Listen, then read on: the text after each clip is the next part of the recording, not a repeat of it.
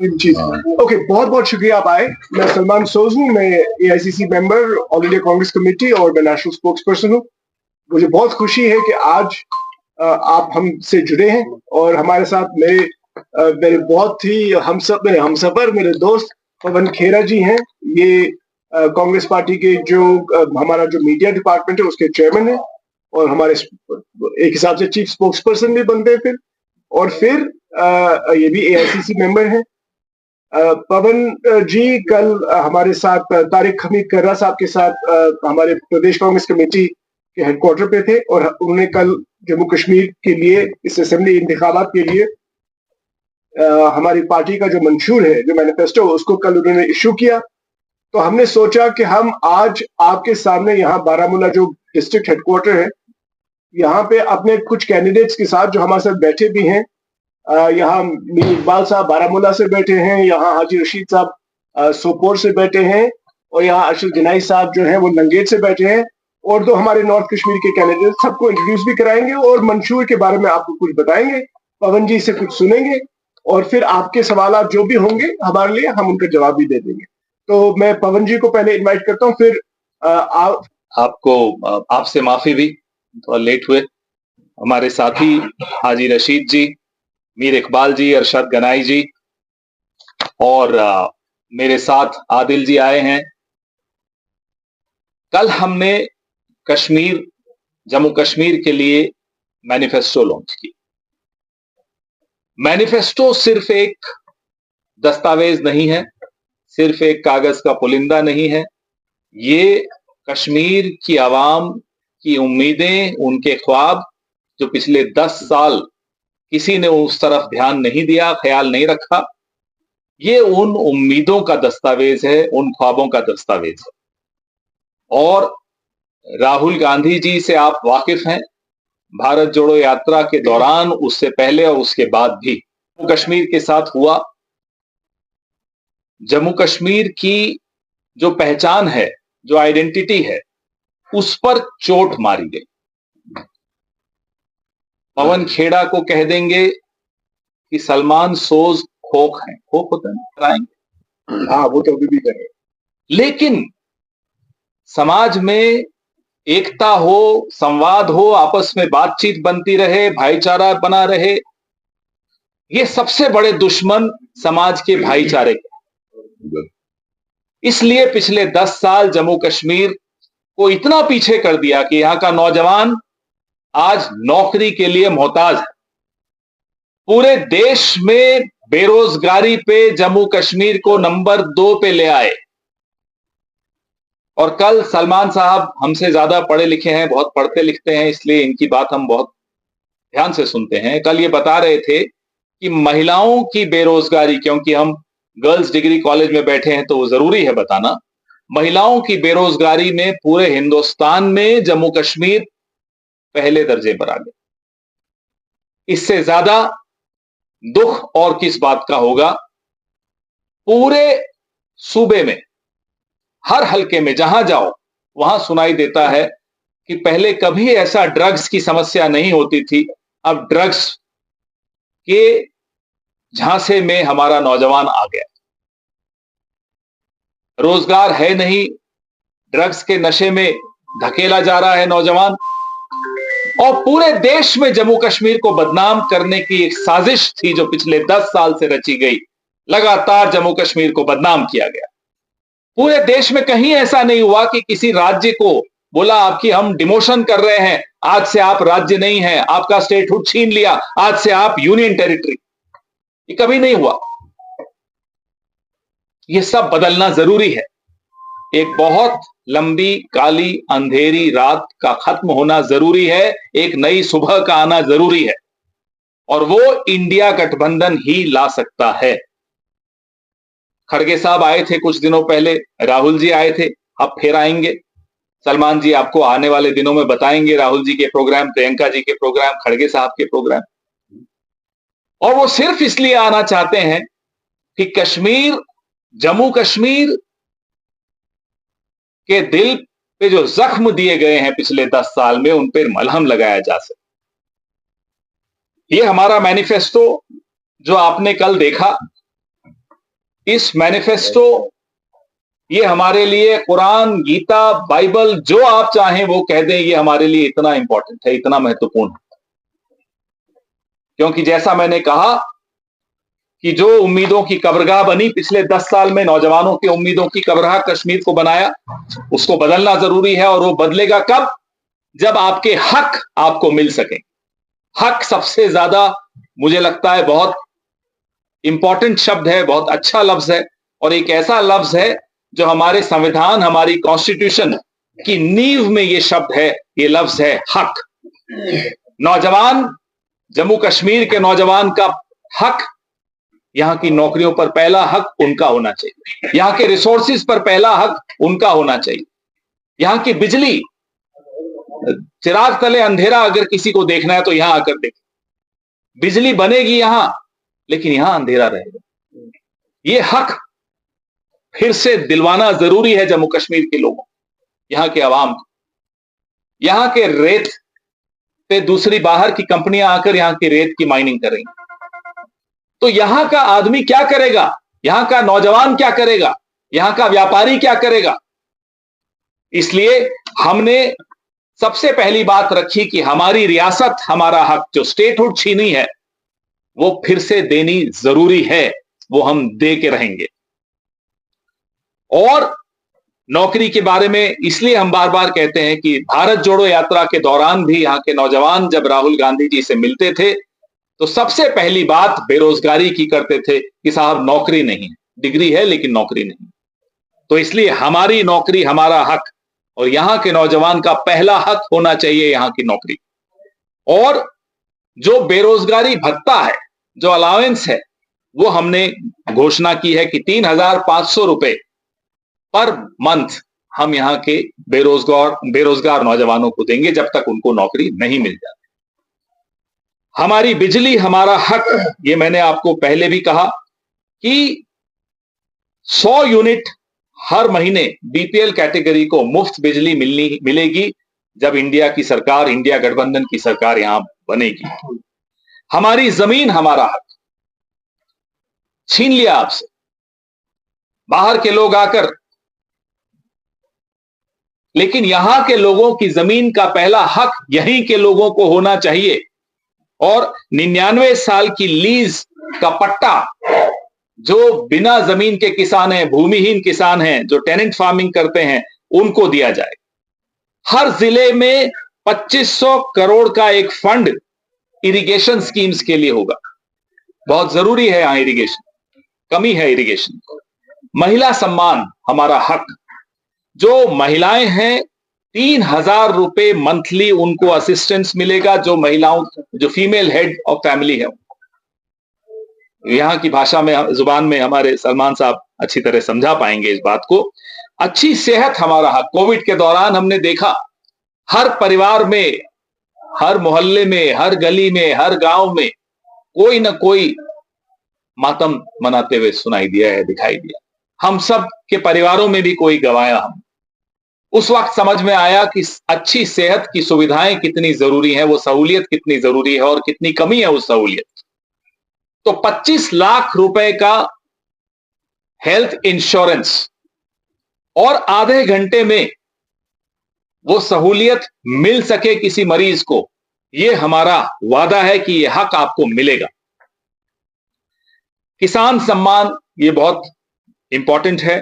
4,000 रुपए सालाना income support जो बिना जमीन के किसान हैं उनको, जो किसी और की जमीन पे काम करते हैं, उनको दिया जाएगा। और जो एप्पल ग्रोअर हैं, सेब उगाने वाले, ये सबसे इंपॉर्टेंट है। अभी मैं रास्ते में आदिल साहब से पूछ रहा था कि एमएसपी तो अब है ही नहीं। हमने ये वादा किया है, ये गारंटी देते हैं कि 72 रुपए पर किलो का मिनिमम प्राइस एप्पल ग्रोअर को, सेब के किसान को दिया जाएगा। ये उनका हक है, ये उनको मिलेगा। और 100%, 100% क्रॉप इंश्योरेंस, फसल बीमा, कोई भी फसल हो उस पे दिया जाएगा, ये भी उनका हक है। ओबीसी के विषय में हमने इस पर बहुत बात की है, उनका हक उनसे छीना जा रहा है और संविधान में उनके हक के लिए अलग प्रावधान है, प्रोविजन है। उस प्रोविजन के फ्रेमवर्क में ओबीसीज की लड़ाई हम लड़ेंगे, उनके हक को हम बचाएंगे, उनका हक उन्हें हम देंगे। कश्मीर में पोटेंशियल बहुत है, रोजगार का पोटेंशियल पर्यटन टूरिज्म में बहुत है, लेकिन उस पर्यटन के उसको इस्तेमाल ठीक ढंग से नहीं किया गया, उसका भी हम ध्यान रखेंगे। माइनॉरिटी कमीशन सरकार बनाने के 100 दिन में बना दी जाए, वो भी आप लोगों को उससे दूर रखा गया। और कश्मीरी पंडितों के लिए जो डॉक्टर मनमोहन सिंह जी ने एक कार्यक्रम शुरू किया था, उनके वापस से उनको पुनर्स्थापन के लिए, उस कार्यक्रम को फिर से, उस योजना को फिर से लागू किया जाएगा, अच्छी तरह से उसको लागू किया जाएगा। कांग्रेस पार्टी, इंडिया गठबंधन, इंडिया अलायंस संविधान से बंधी हुई है और संविधान हर वर्ग के लिए, संविधान में हर वर्ग के हक की बात की गई है। एक दूसरे से विवाद पैदा करके नहीं देश चल सकता, कोई सूबा नहीं चल सकता, कोई परिवार नहीं चल सकता। परिवार भी चलता है तो आपस में बात करके, गुफ्तगू करके चलता है। ये पिछले 10 साल में इस तरह से बना दिया गया कि साहब पता नहीं क्या हवा बना दिया गया, ये सब खत्म होना चाहिए। कश्मीर के नौजवान के लिए कांग्रेस पार्टी का दिल धड़कता है। हम कश्मीर के नौजवान के लिए, जम्मू कश्मीर के नौजवान के हक के लिए लड़ेंगे, लड़ते रहेंगे और उनको उनका हक दिलवाएंगे। सलमान साहब, मैं आपसे आग्रह करूंगा, गुजारिश करूंगा कि आप भी इस पे कुछ कहें, उसके बाद सवाल जवाब। शुक्रिया पवन जी। तो आपने तो बहुत अच्छी तरह डिटेल में एक हिसाब से हमारे मैनिफेस्टो को समराइज किया, लेकिन मैनिफेस्टो में बहुत सारी अच्छी चीजें हैं। मैं आप सबसे रिक्वेस्ट करूंगा और हम आपको सर्कुलेट भी करेंगे आपके व्हाट्सएप पे, आप उसको देखिए और ताकि लोगों तक ये बात पहुंचे कि कांग्रेस पार्टी का क्या विजन है जम्मू कश्मीर के लिए। और इस कांग्रेस पार्टी इस वक्त जो इलेक्शन लड़ रही है, ये एक जद्दोजहद का इलेक्शन। 10 साल के बाद ये गवर्नमेंट चेंज होगी। 10 साल तक बीजेपी ने एक हिसाब से इस जगह राज किया है। पिछले 6 साल से तो वो बिल्कुल अलग, अकेले ही राज कर रहे हैं। लेकिन मैं सिर्फ 2 बातें बताऊंगा। एक तो ये कि हमारे जो 3 कैंडिडेट हैं, इनका तो हमने अनाउंसमेंट यहाँ आपके सामने बताया, ये हमारे ऑफिशियल कैंडिडेट हैं। मानिए ये राहुल जी के कैंडिडेट, इनका काम है कि ये राहुल जी के हाथ मजबूत करें, ताकि राहुल जी जो जंग लड़ रहे हैं हिंदुस्तान में आरएसएस के साथ, बीजेपी के साथ, उन लोगों के साथ जिन्होंने नफरत फैलाई है। जो राहुल जी कहते हैं कि मोहब्बत की दुकान, मुझे पूरा पता है कि बारामूला के लोग, सोपोर के लोग, लंगेट के लोग, वागुरा के लोग, बानीपुरा और बाकी नॉर्थ कश्मीर के लोग, जम्मू कश्मीर के लोग, उनको समझ आती है ये बात कि राहुल जी ये जंग किस तरह से चट्टान की तरह वो खड़े हुए। आप सब समझते हैं, मुझे पता है, आप लोगों को पता है कि उन्होंने कितनी मेहनत की और किस तरह से इनको बैकफुट पे लाया। ऐसे बैकफुट पे लाया कि प्राइम मिनिस्टर अपनी सीट वाराणसी में 5 लाख के बजाय उनका मार्जिन तकरीबन 1.5 लाख पे पहुंच गया। वो हारने वाले थे, बड़ी मुश्किल से जीते। तो ये जो कैंडिडेट हैं, और हमारे इरफान साहब बागुरा में, निजामुद्दीन भट्ट साहब बांडीपुरा में, ये 5 कैंडिडेट जो है नॉर्थ कश्मीर में हमारे हैं, ये राहुल जी के हाथ मजबूत करने के लिए हैं, ये उनके माननीय वर्कर हैं। साथ ही में यहाँ अलायंस है नेशनल कॉन्फ्रेंस के साथ, हमारा नेशनल कॉन्फ्रेंस और कांग्रेस इंडिया अलायंस के जो कैंडिडेट है, हमारी अपील है लोगों से कि वो इन कैंडिडेट्स को सपोर्ट करें। फाइनली ये है कि सियासत जो हम देखते हैं बीजेपी की, उनकी सियासत ये है कि उन्होंने तो परसों होम मिनिस्टर ने कहा कि इस बार जम्मू असेंबली का जो फैसला है, इस बार डिसाइड करेंगे जम्मू के लोग। उन्होंने कहा, आपने सुना होगा, यानी कि वो अभी भी डिवीजन में लगे हैं, अभी भी भाई भाई को अलग करना चाहते हैं।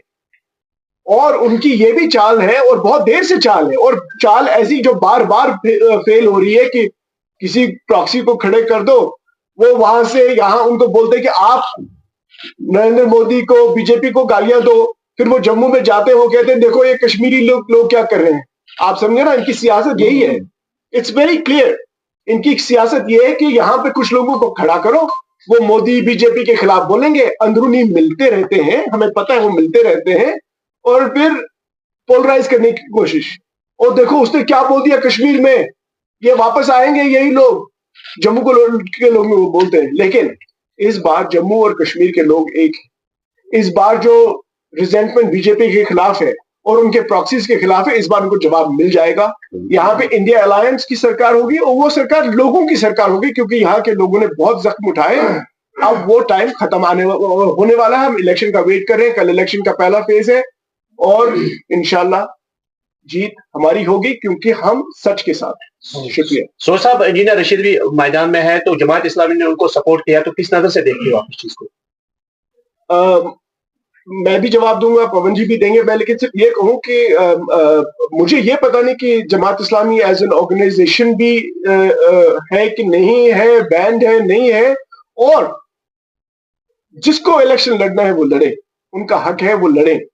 लेकिन मैं अपने भाई बहनों को ये कहना चाहता हूं कि आप नजर रखें कि राहुल गांधी ने जो जंग लड़ी है क्या वो उसके साथ है कि नहीं, क्योंकि राहुल गांधी जी ने जो आरएसएस और बीजेपी के खिलाफ लड़ाई लड़ी है वो कोई भी नहीं कह सकता कि ऐसी लड़ाई किसी ने लड़ी। नोबडी कोई दावा करे कि उनसे ज्यादा किसी ने लड़ा है।